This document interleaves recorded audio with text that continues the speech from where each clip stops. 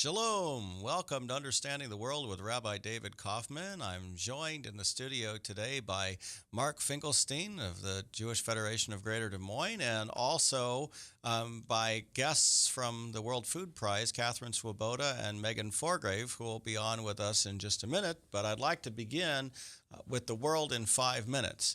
So this week has been a relatively calm week foreign policy-wise around the world. We're not dealing with emergency votes in Congress. We're not dealing with emergency votes in the Security Council.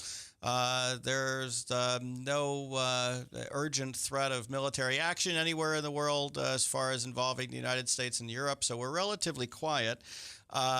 Except on the healthcare front. So if you're involved in trying to get healthcare through the Affordable Care Act, you are very busy this week because it has been very difficult to get through on the websites. And the more stories that I hear of people trying to get through the websites, the more amazed I am.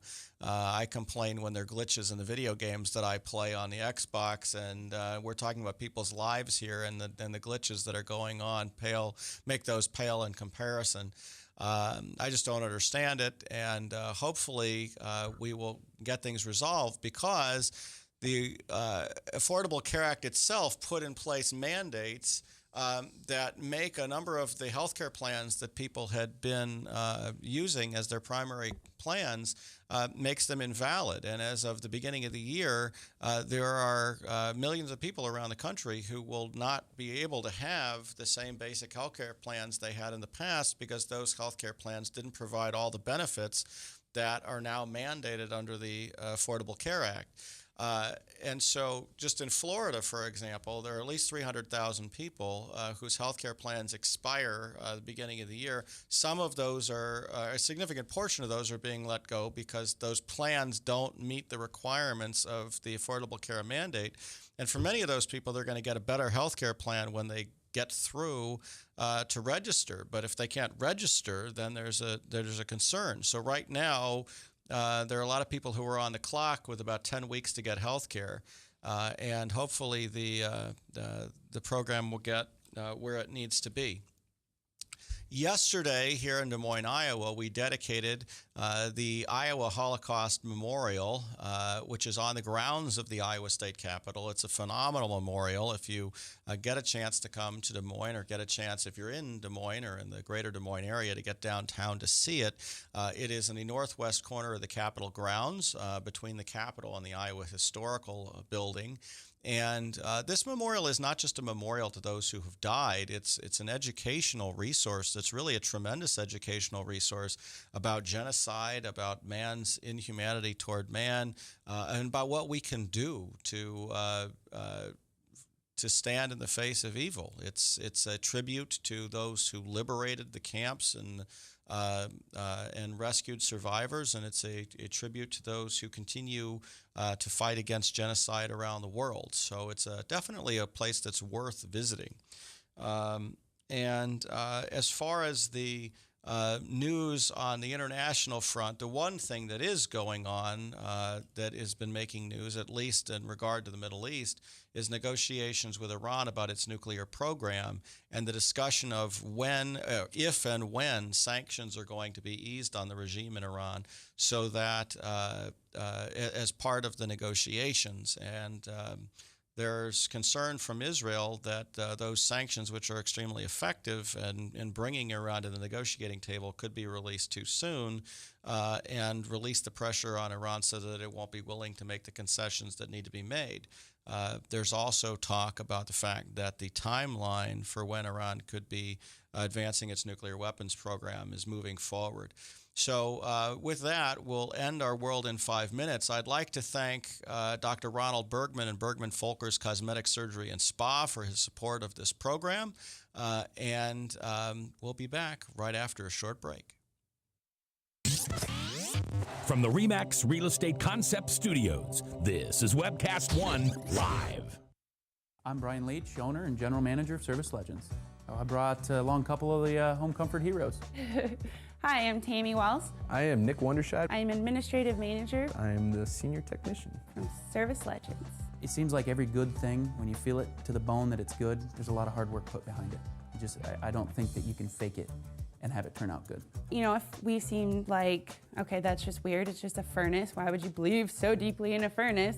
It's not just that, you know, we want to show the world that you can have good service. Yeah, I mean, it's your home. You know, it's built into our daily trainings, it's built into our culture, that we're gonna do whatever it takes to have each client say they love us, period.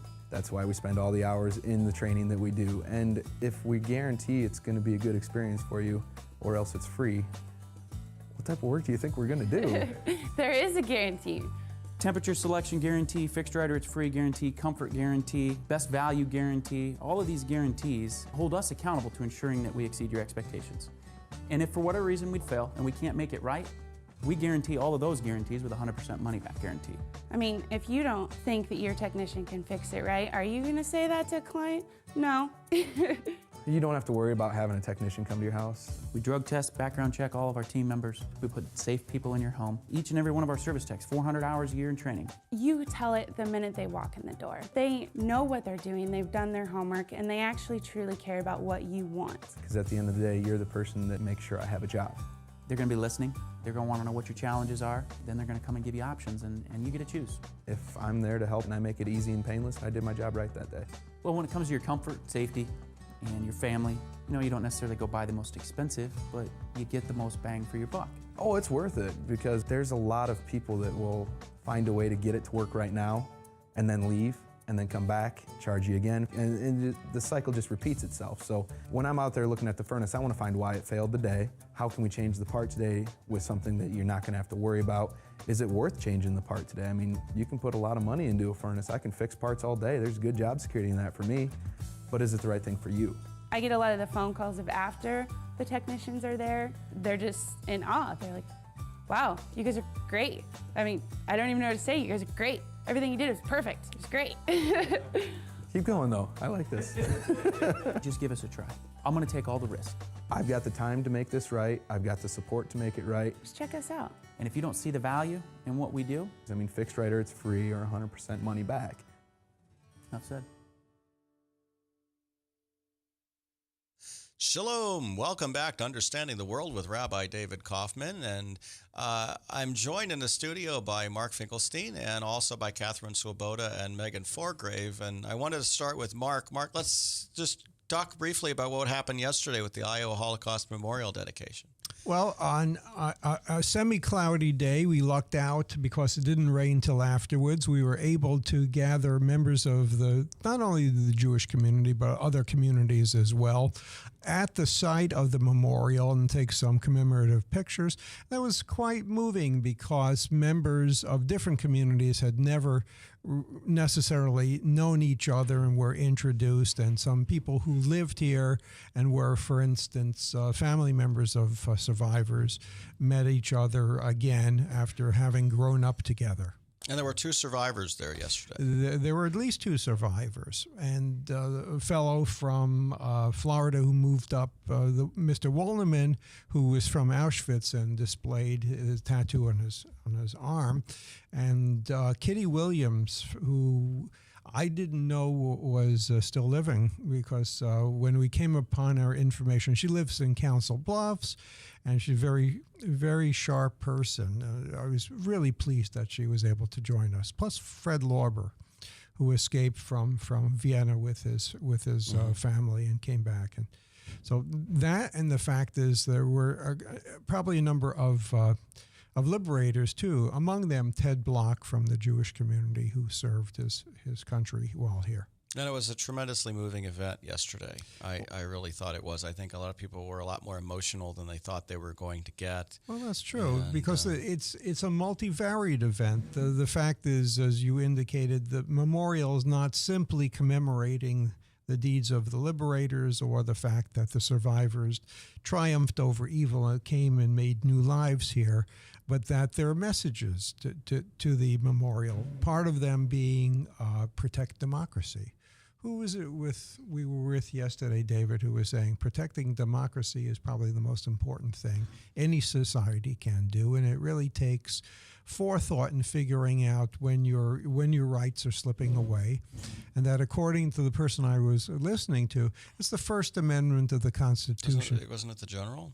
I think the general said something about that. Probably. The First Amendment of the Constitution really is very important, the freedom of the press and freedom to say what you want, and then the freedom to stand up and counteract bad speech by good speech.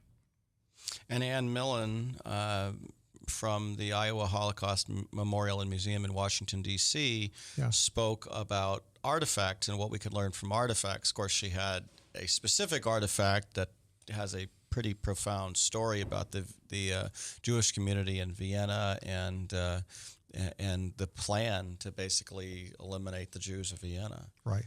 In addition, she gave a wonderful program last night at Drake University about propaganda.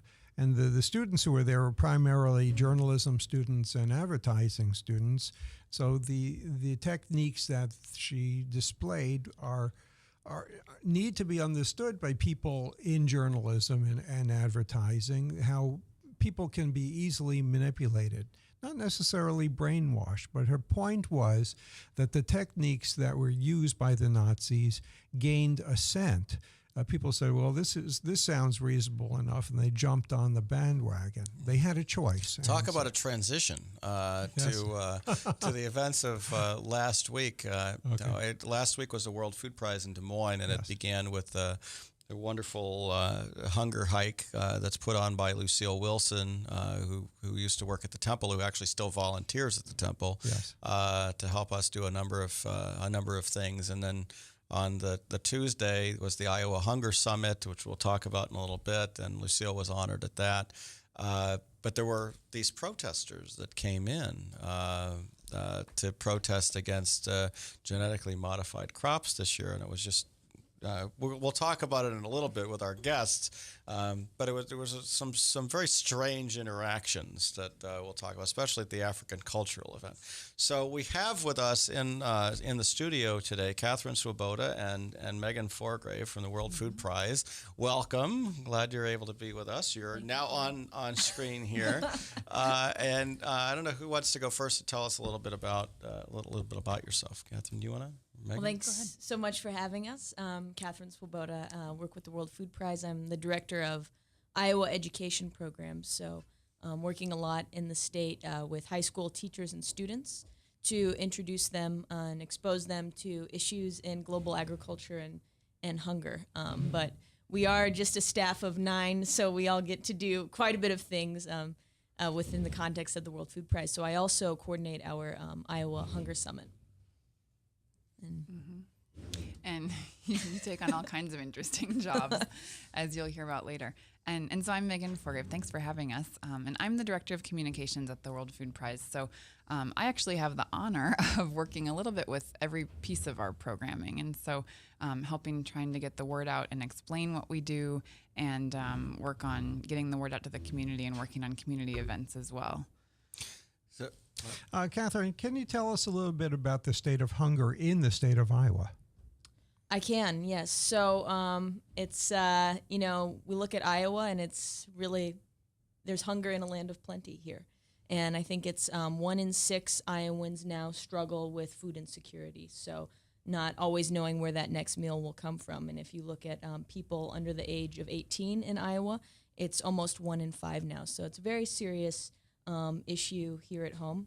And we're doing what we can through the Iowa Hunger Summit to raise awareness of those challenges that we face. Are you aware of the outcomes of the ARP survey that was taken? I am, and we actually, it was very exciting last week at the Hunger Summit. We unveiled the results and partnered with AARP. They did a statewide survey about hunger in Iowa. So I was in and out of the session, and I haven't had actually a chance to look closely at it, but I know it was very, very exciting. And one of the outcomes was that they found that people want to give to the food banks and that you must ask them. They're waiting to be asked. by different hunger agencies. They Yes. just don't know how to give food, especially those who have gardens and who or who have crops.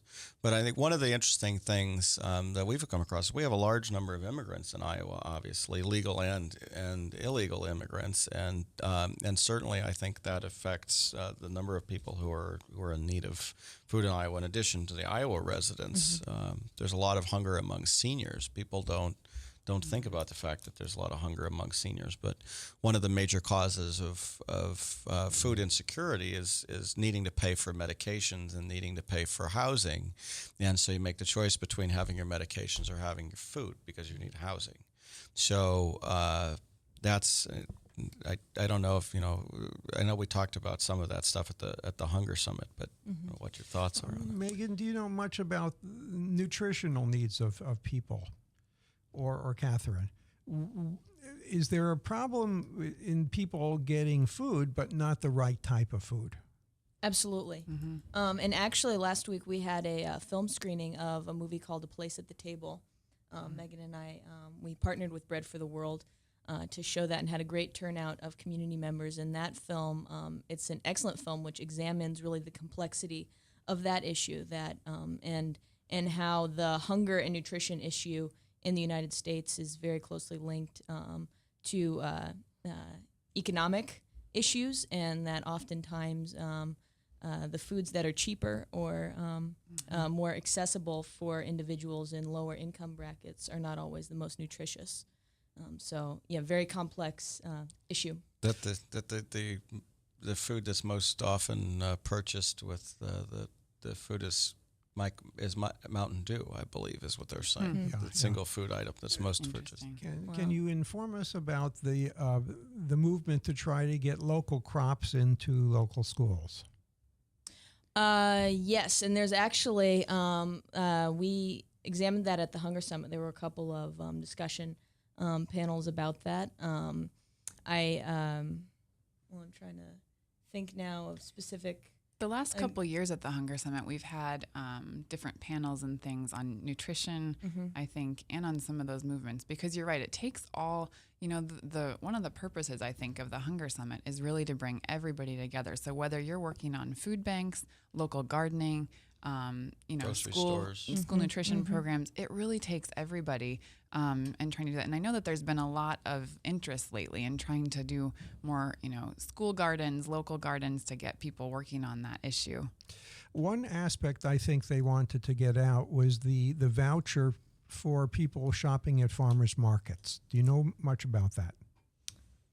Yes, it's really coming to the forefront, and I think just as Megan was saying, that this is really burgeoning in terms of people's interests, and so I don't know specifically what you were thinking. Well, somebody indicated that most people don't know that there is a voucher available for the purchase of farmers markets products, and the big question is, how would people clue into this topic? How would they research it? Well, it's probably just a joint effort of everybody trying to get the word out. I know I have noticed, just at the Des Moines Farmers Market, some of the signage up saying that, certain stands, we take the vouchers, et cetera.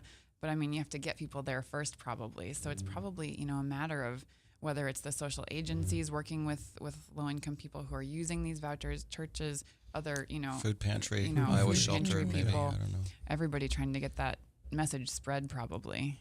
You have a situation in which basically each state should have something like this. And we have the capacity, I think, to pull it off more than most, thanks to people like Catherine and Megan who do wonderful work and arrange all this stuff. But let's talk a little bit about what happened at the Iowa Summit in general, and what is the Iowa Hunger Summit? What happened at the Iowa Hunger Summit? What happens at it? So the Iowa Hunger Summit is really Iowa's largest annual gathering of individuals and organizations who are working in Iowa to confront hunger, either here at home or abroad. So it's the kickoff to World Food Prize events week.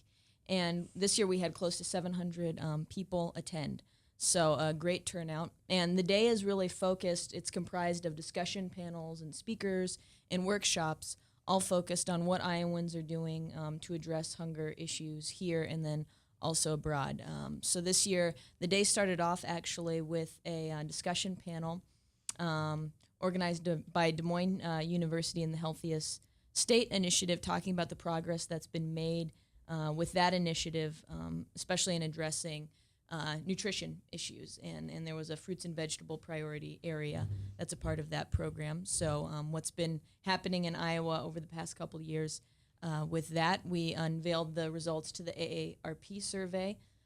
We had the former Commissioner of Agriculture from California, A.G. Kawamura, come and talk about this global challenge of feeding 9 billion people by the year 2050. There was a group of Iowans working. Oh, yes. Now, AG is also the one who talked about the fact that the organic crops in California growing roadside and the issue that he had mentioned something about having fields of crops growing along the road, but they had agreed to grow them as organic crops. And one of the issues that comes up is how stable your food supply is. And so he had mentioned that he was growing strawberries alongside the road. I remember this conversation because it struck me. And that they got a fungus, and that if he used any plain old fungicide on it, it would have saved the whole crop. But because he wasn't able to use a fungicide on it, and the whole crop ended up dying, and it was a large acres of crops. Now this is do these just something that controversies come to play in the World Food Prize organization? Do you think about it, and is there discussion within the staff, especially on these issues? Megan? Well, we have, and especially this year, in recognizing kind of the pioneers of biotechnology with our prize this year. We've heard from both sides. We've heard the science world and kind of people who've been familiar with biotechnology and the science of that for the past 30 years say, oh, it's great that we're finally recognizing this. It's the key to the future. If we can get the right favorable genes into the right plants, we can grow more food, more nutritious food. It'll be great. And then we hear from, kind of the other side, and especially there has been this kind of organic food movement lately, the past several years, people who want to get back to, doing things without the pesticides and things like that, who, have, or people who are kind of, anti-corporation, and then a lot of the food system, does use, corporations just for a variety of reasons of how our system has grown over the years.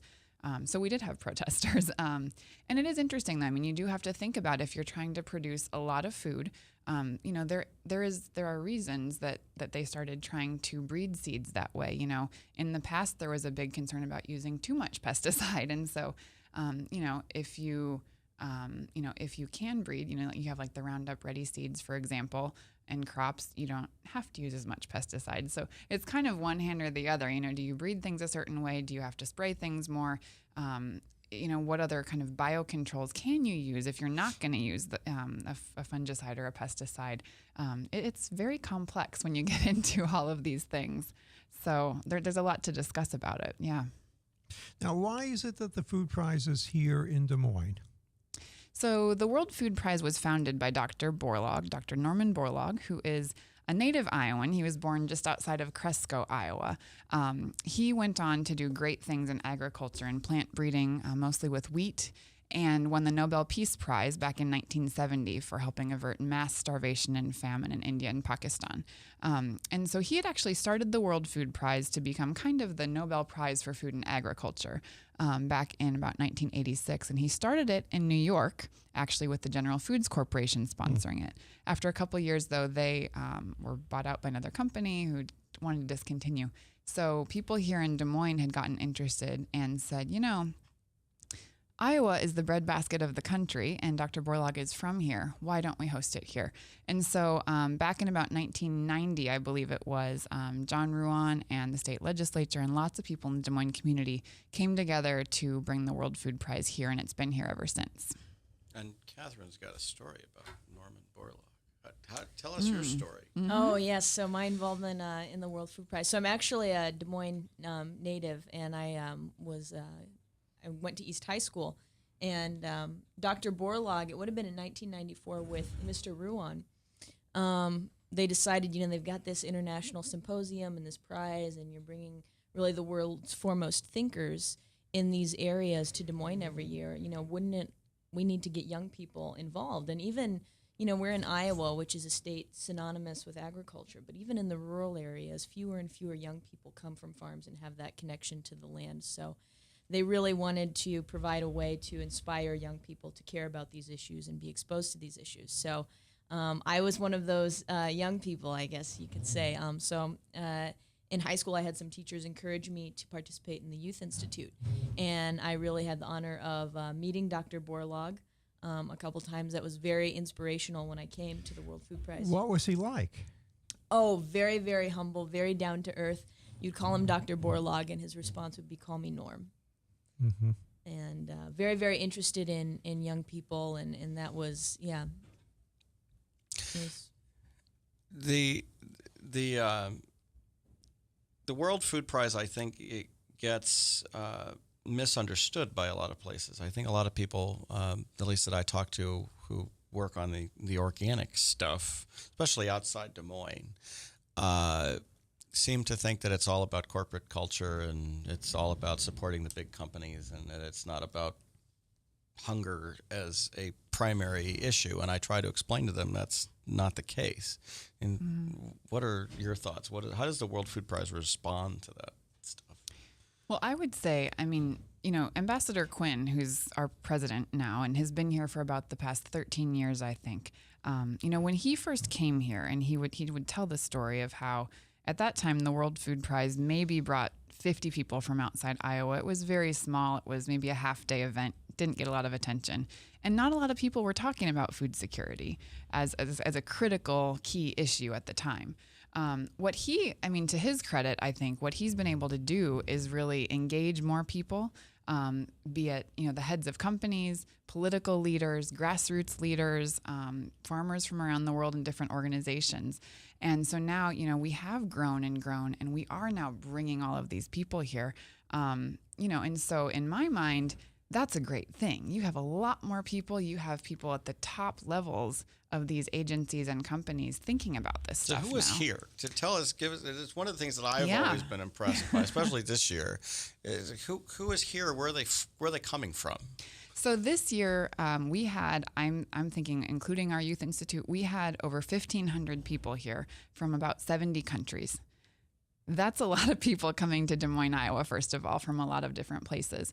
And they're coming from all different areas. So we had, for example, some of the keynote people this year. We had Tony Blair, the former Prime Minister of the UK, here with Howard Buffett to talk about a new initiative that they're doing called 40 Chances, trying to invest in Africa and getting new people, young people to do some work there. We also had President of Iceland, Olafur Ragnar Grimsson, who's been a leader in clean energy, green energy, and has brought people together around that topic. We also had Cardinal Turkson from the Vatican here to speak, and he's the head, I'm going to say this wrong, I always do, but the Pontifical Council for Justice and Peace.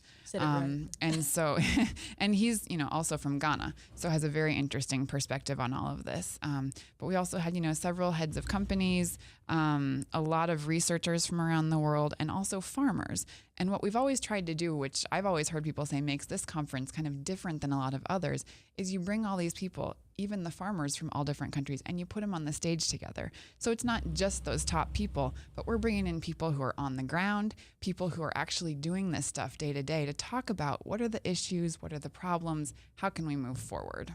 And I attended the African Cultural event that was honoring Charity Mutegi for her research on aflatoxin in Africa. And tell us a little bit about her and what that was all about. I don't know which.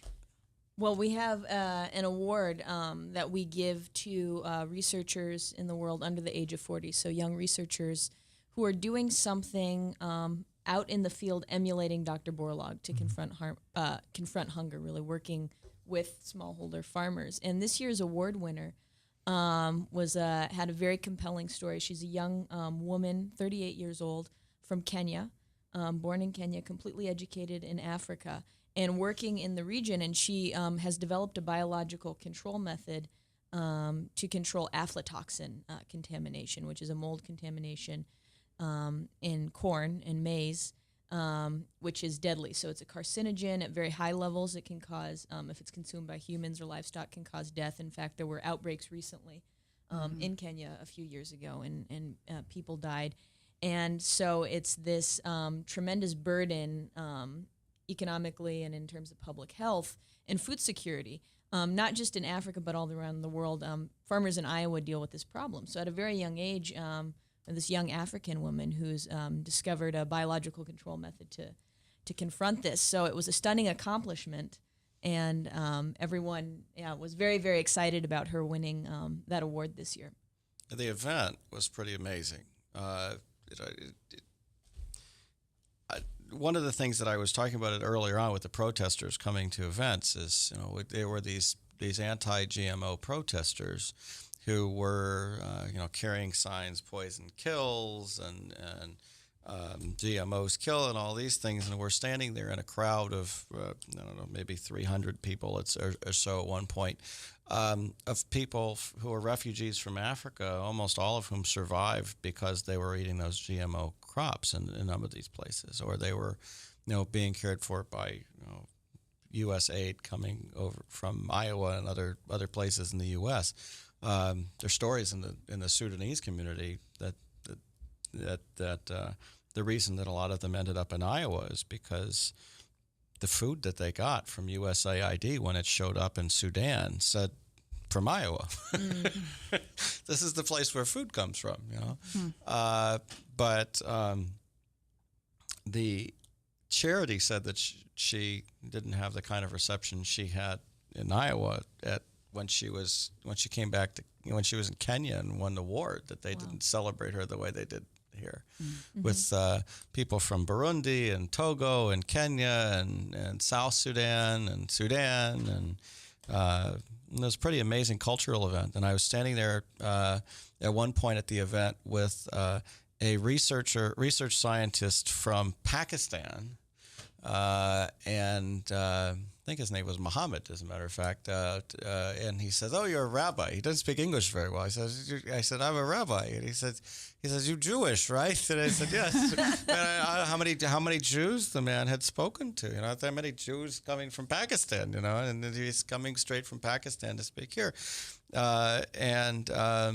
he was trying to explain that he believes in science, because he was talking to an Al Jazeera reporter who was there doing a story on the protests, not doing a story on the World Food Prize or hunger, doing a story on the protests, because that's what people want to know about. They want to know about the protests. But I thought it was a pretty amazing event to have people from multiple different countries in Africa, and some of the other guests who were there from overseas had never seen anything like that, because it wouldn't happen in Africa. You even have people from multiple different African countries doing this kind of rah-rah Africa kind of thing. So there's a social edge to the World Food Prize and bringing people together who would not normally speak with one each other. It's an amazing, which is wonderful. It's Yeah, it was a very poignant moment, I think, and something that, one of those things that can only happen in Iowa. And Dr. Africa is very central to the World Food Prize. And Dr. Borlaug, his dying prayers were for the African farmer.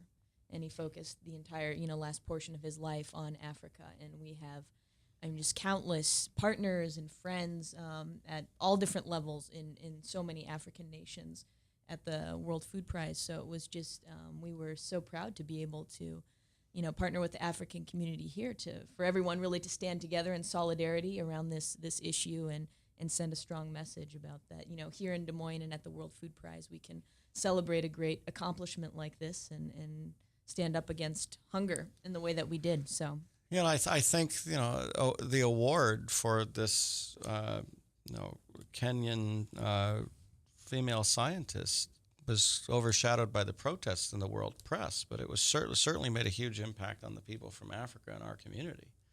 They were so proud, and one of the scientists from the World Food Prize who was there as a guest from I think from Kenya, I can't remember where he was from, was saying it's a big deal for a female scientist to win an award like this, to be recognized like this. It's a big deal in Africa, and I don't think people are paying attention to the right message in a lot of the program. But And that certainly carried over into the interfaith service that was held that night. David, can you describe that?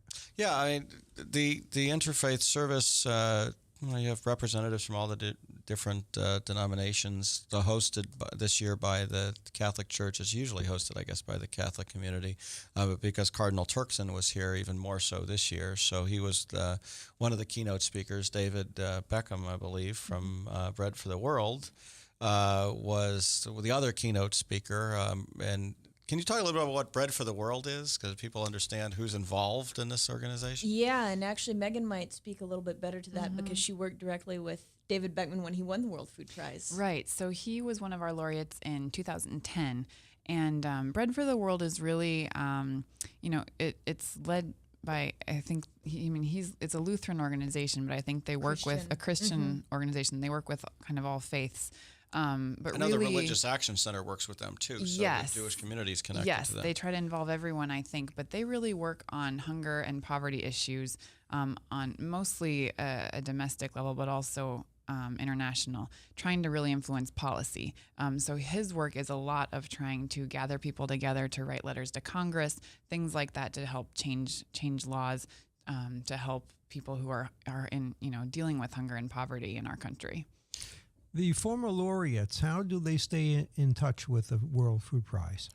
Well, we invite them back every year, and a lot of them do come back every year, which is just wonderful.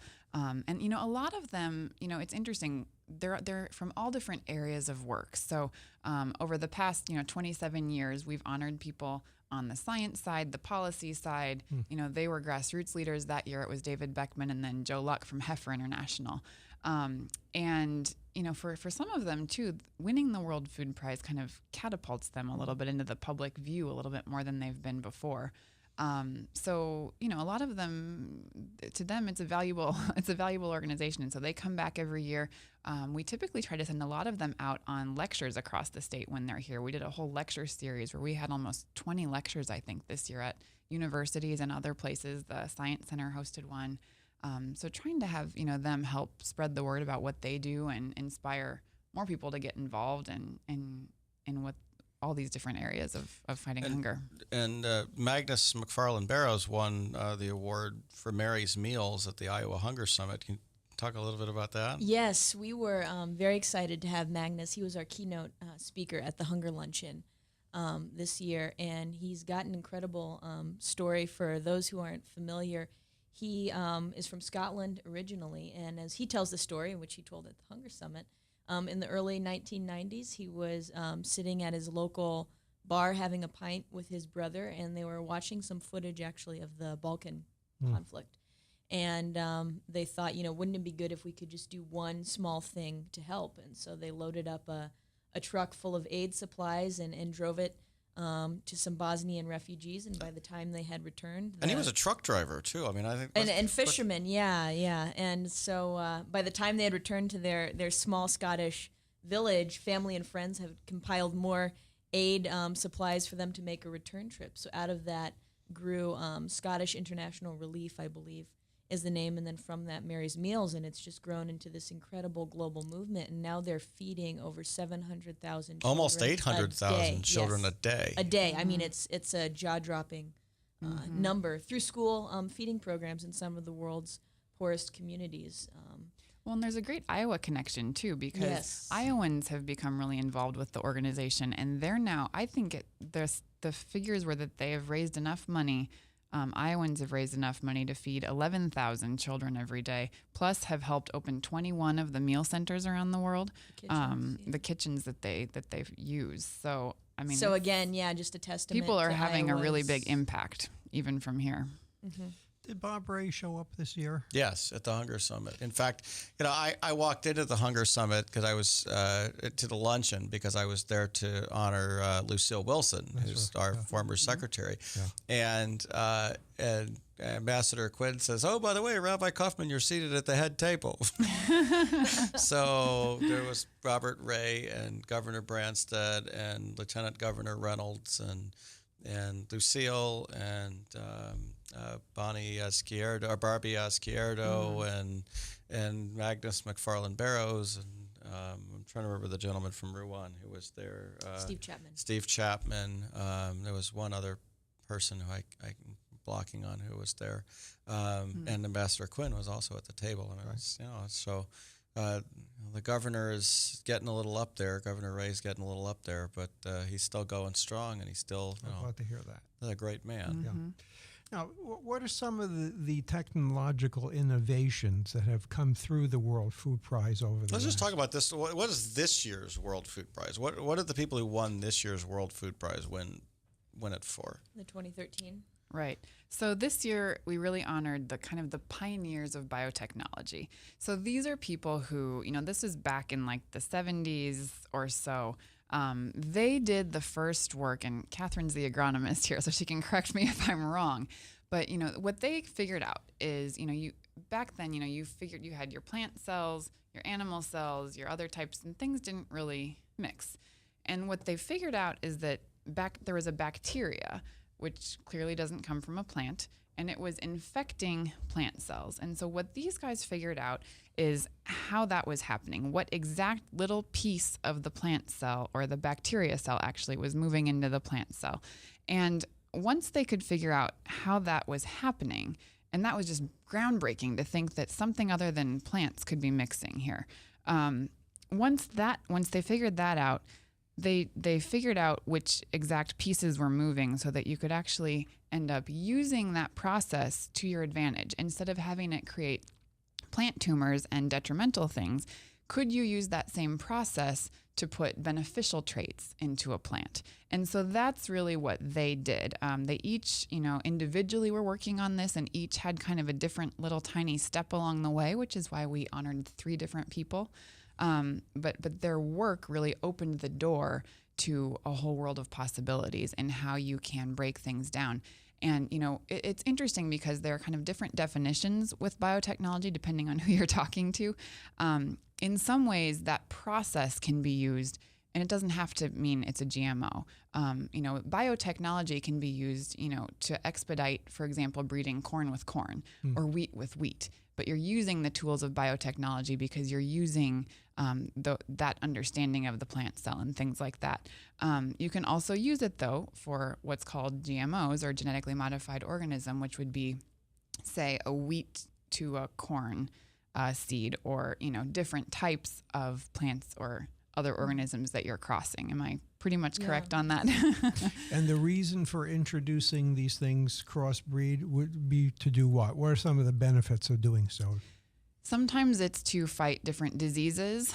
For example, Dr. Borlaug spent his whole life working on wheat rust. There's a type of rust that can just wipe out entire fields, entire crops. His dream was always to figure out what was the gene in the rice plant that made it so that it was not susceptible to wheat rust, and could you find that and put it in wheat so that it could never, it would never have that problem, and you could grow a better crop. So those are the types of things, but people are also using it for nutrition. I mean, right now there's a big trial going on testing the possibilities with something called golden rice, which is how you can infuse more nutrients and beta carotene into the rice plant, so that for the millions of people who eat rice as a staple food and don't have the nutrition that they need, they could be getting that. Right, because rice itself is not particularly nutritious, is it? So if you can fortify that somehow, and it's a relatively inexpensive thing, easy to transport, you can impact people's lives. Right, exactly. Now, I know that there are advocates for fruits and vegetables as opposed to meat and protein-based diets. At the Iowa Hunger Summit, we saw that. How does the World Food Prize deal with that kind of priority of choosing who to work with and who to honor and who to have speak and all of those things about whether it's dealing with the vegetable and grain people versus the livestock people versus doing different techniques for organic farming? And I know there were people who were dealing with organics who were even exhibiting on the Hunger Summit Day for sure. How does the World Food Prize deal with all of these different groups of people? I think people who don't know a lot about it think it's kind of a monolithic, big company advocating organization, and I don't think that's really true. So, Well, I mean, I think if anybody were to look at our agenda and the panelists and the speakers and people that we bring, you know, we do try. I think what we've tried to emphasize is there isn't going to be a silver bullet to fixing the hunger problem in our world. You know, that GMOs and biotech offer a lot of promise, but, you know, you also have to have biodiversity. You have to have vegetables. But I think, you know, trying to look at all the different kind of facets of hunger, you know, you also have a growing middle class right now. You know, you've got a lot of people who are coming up out of poverty, which is great, but that means the first thing they're going to add to their diet is protein. Yes. So, you know, how do you provide all of these things and deal with all of them? And so the Borlaug Dialogue, that's one reason we have this whole 3-day conference, is because there are so many issues to talk about. It really takes at least that long to get them all on the agenda. And I don't know if you would add anything to that, Catherine. No, I think that's right. I mean, we really, you know, do our best to serve as that forum where really all different viewpoints can come together, and you even see among the World Food Prize laureates who are, I mean, this illustrious group of individuals who have made contributions to fighting hunger through such a diverse set of avenues, anything from the sciences to work in government. And if you sit them down at a table and talk about these issues, they're going to disagree with each other. I mean, they agree. We all have this common mission and goal, but there is a lot of disagreement, and that's what happens with, you know, science is controversial, and food issues are polarizing. And so anything we can do to foster civil discourse and try to get people at the table, that's what we're endeavoring to do. Now, some people were telling me that there's a separate issue about labeling and the USDA's positions on labeling. Do you know something about that, or it could lead you into talking some about labeling organic stuff versus labeling non-GMO type stuff? There's maybe some politics and seemingly preventing labels from saying we are not a GMO. I think there are issues even just with their organic label. Well, there are different issues of defining. I tried to look it up, and I'm not even sure I can understand it, to be honest. When I went through what qualifies as organic and what doesn't, and the discussions are especially though with this GMO controversy. Have you dealt with some of the labeling issues? Has it come up in discussion? It has come up in discussion, and I'll say even among our 3 laureates this year, even they disagree on how, you know, what types of labels should you encourage, what shouldn't we encourage. It's very difficult. And, you know, actually the Des Moines Register put on a forum last week about biotechnology and GMOs. And one of the people there I thought had an interesting take on it. I think she was a nutritionist from Iowa State, talking about how even if we all agreed that you should, you know, label things as GMO or organic or whatnot, you know, you also then have to figure out what qualifies, because something about, you know, if something is a GMO, by the time you boil it down and the cooking process, the certain proteins don't end up being in the final product. So then do you label it as GMO or do you not? Very so interesting. It gets very complicated very quickly. So I think, you know, that's going to be one of those debates that I don't know what the right answers are or how you even get down to them. In terms of Iowa, is there concern about shrinking number of acres devoted to cultivation of foods? or growers Or growers? big farms. Well, the big farm thing is different from. What do we know about the acreage in Iowa? Is it really decreasing in terms of cultivating foods on those acres? Are there fewer acres available for food production these days, or don't we know? I think some of that, Mark, has to do with the biotech industry, the biofuels industry. Yeah. That some of the acres that were being used to grow food corn are now being used to grow fuel corn. Oh, okay. And so there's a significant number of acres that basically have moved out of food production into fuel production because the corn prices are so far up. That's why corn became so expensive. In addition, I guess there's the sprawling, urban sprawl, they call it, the changing acreage from growing facilities to housing or... What we're evidently seeing in Iowa, and I mentioned this at the Hunger Summit, was that people are now, more and more people are growing gardens, or having gardens growing their own food. Yeah. For actually growing food as opposed to just having, pretty flowers. They're they're trying to raise their own crops, and that's part of why when they did the AARP research, they were surprised to find so many people even had food to donate, had crops to donate, Fresh food.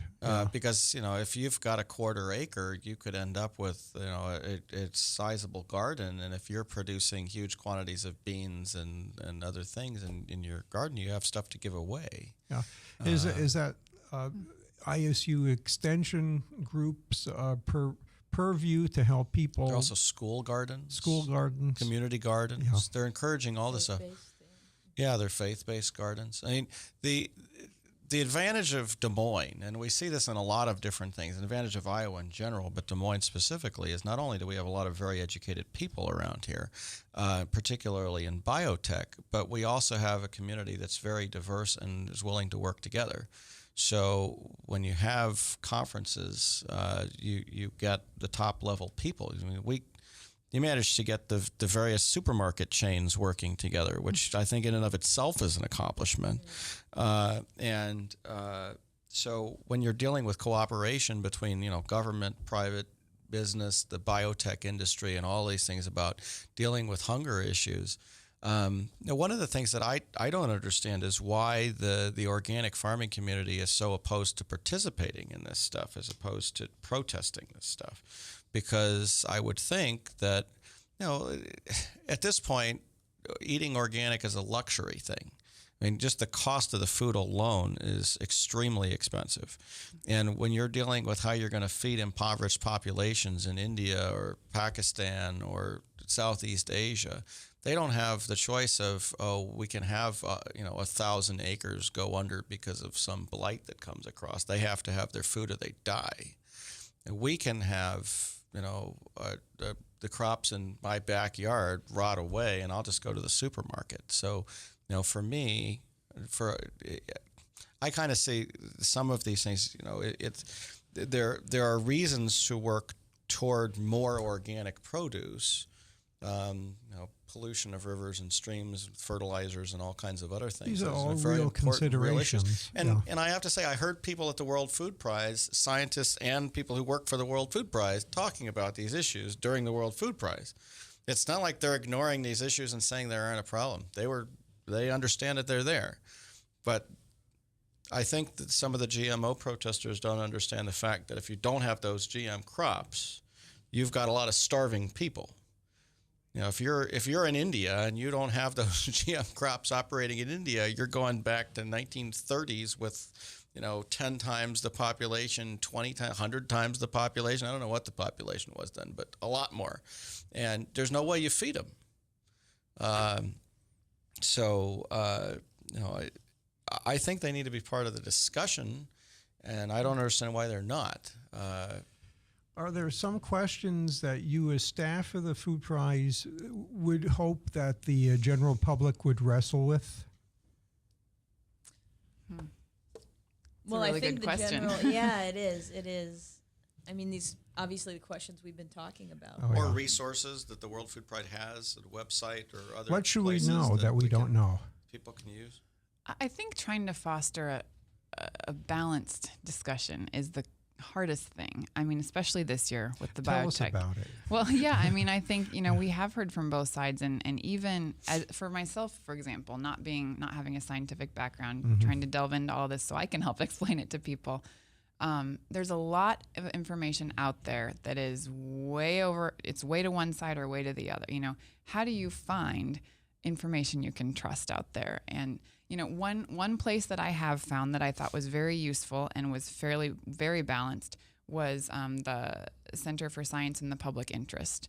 They have a really great site that devoted to biotechnology where they've looked at kind of both sides. What are the concerns? What does the science tell us? I thought that was very helpful. So, if people are interested in these issues, I would, and that's a completely independently funded center. They don't take money from companies or the government or anything like that. And how do you find them? I would say on the web, it's just Center for Science in the Public Interest, and you can Google it, and it's right there. But trying to look at looking at other people's perspectives and being open to, I think, reading all kinds of different information. You know, I think so often, and this happens to a lot of us in everything in society, it's easy sometimes to read things that you agree with and not necessarily always things from the other side. So that's just what I would encourage, is people to have a healthy dialogue and be open-minded when they read different types of studies and information. Yeah, and if I may, for those individuals who are interested in becoming involved in these issues in Iowa, visit iowahungersummit.org, and Rabbi Kaufman can talk about this. He's been involved in there, but you will just find a rich amalgam of people from all across the state who really care about these issues. Either they're experts in it, or they want to learn more, or they want to, make a big impact or a little impact. But you can find a lot of people who are very inspiring right in your backyard who are working to try to contribute. So You may need a new ballroom next year. I think we're getting pretty we close were to packed. growing There was, right out of the sardines ballroom. in there this year. You know, the first time I went to the Iowa Hunger Summit, I guess, was the first one, and there weren't that many people at that. And now we've got school groups coming. We've got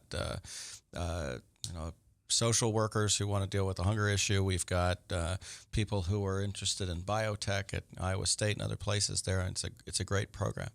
There are a lot of challenges that I think don't get addressed.